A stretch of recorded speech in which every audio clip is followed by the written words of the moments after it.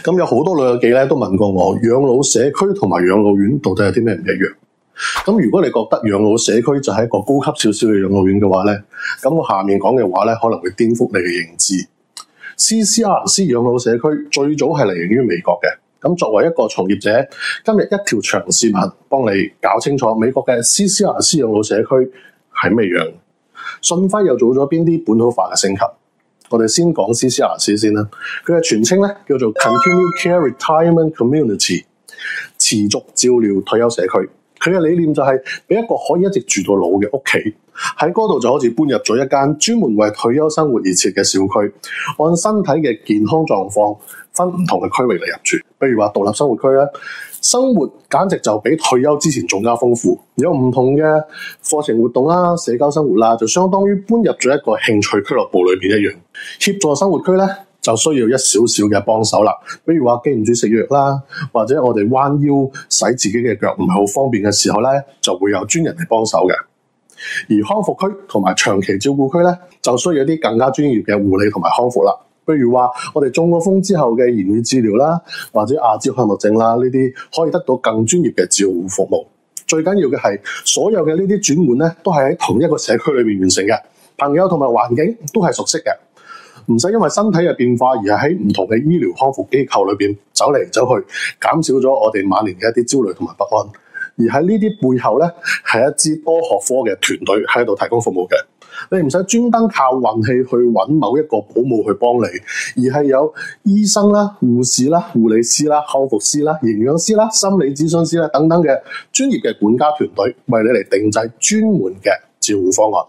而信輝團隊引入咗 CCRC 之後，我哋又做咗啲核心嘅調整，變成咗獨有嘅 SCCRC，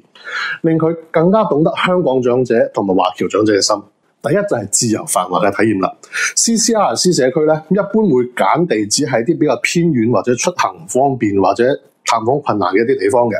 而信輝 SCCRC 康養社區咧，選址會喺城市嘅中心嘅繁華地段，樓下就係購物中心啦，繁華嘅食肆啦。而購物同埋娛樂用餐選擇亦都十分之豐富嘅，附近仲有啲街區啦、公園啦、寺廟啦、教堂啦、三甲醫院啦咁樣，就好似香港嘅長者生活咗大半世嘅熟悉嘅繁華地段，